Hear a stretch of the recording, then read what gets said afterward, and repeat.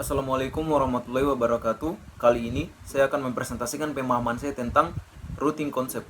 Ada 4 pertanyaan yang akan dijadikan acuan. Yang pertama yaitu bagaimana sebuah router meneruskan paket data di jaringan.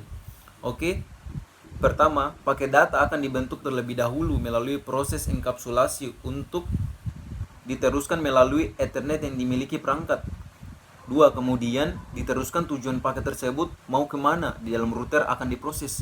Router akan menentukan jalur terbaik yang akan dilalui oleh paket data tersebut sesuai dengan yang ada pada routing table. Jika tujuan paket berada di directly connected network, secara otomatis paket akan diteruskan langsung ke tujuan tanpa adanya perubahan paket. Sedangkan jika IP tujuan berada pada remote network, maka paket tersebut akan dihubungkan di router terdekat yang terhubung dengan router tersebut, maka akan terjadi perubahan paket data sesuai IP router baru.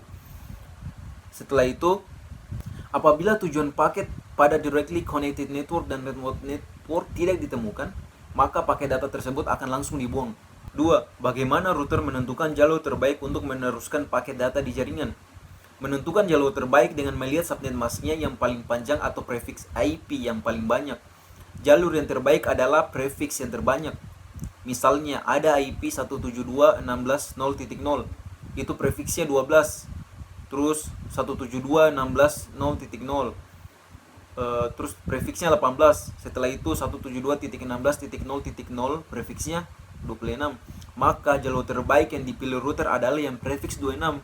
Kenapa? Intinya saat menentukan jalur terbaik, melihat netmask yang paling banyak networknya. 3. Bagaimana struktur dari routing table dan routing table tersebut digunakan oleh router sebagai penentu arah routing pada paket data.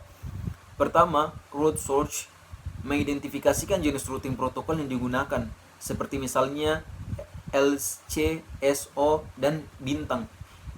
Destinasi network, alamat tujuan dari network. Administrative distance, tingkat kepercayaan yang digunakan router untuk meneruskan paket data. Tingkat kepercayaan tertinggi dimiliki oleh static routing. Metrik, biaya yang dikeluarkan atas routing protokol bergantung pada jarak. Next hop, merupakan IP address interface pada network yang akan diteruskan paketnya. Time step, waktu yang ditentukan oleh sebuah router untuk meneruskan paket data. Dan terakhir, access interface, IP interface pertama router yang dilalui paket data untuk meneruskan paket tersebut. 4. Membandingkan antara routing statik dan dinamik. Yang pertama yang akan dijadikan pembandingan yaitu pada kompleksitas konfigurasi. Pada statik, meningkatnya dengan ukuran jaringan, sedangkan dinamik tidak tergantung ukuran jaringannya. Pada perubahan topologi, statik diperlukan interaksi administrator atau admin. Dinamik secara otomatis beradaptasi dengan perubahan topologi. Skalabilitas, statik cocok untuk topologi sederhana.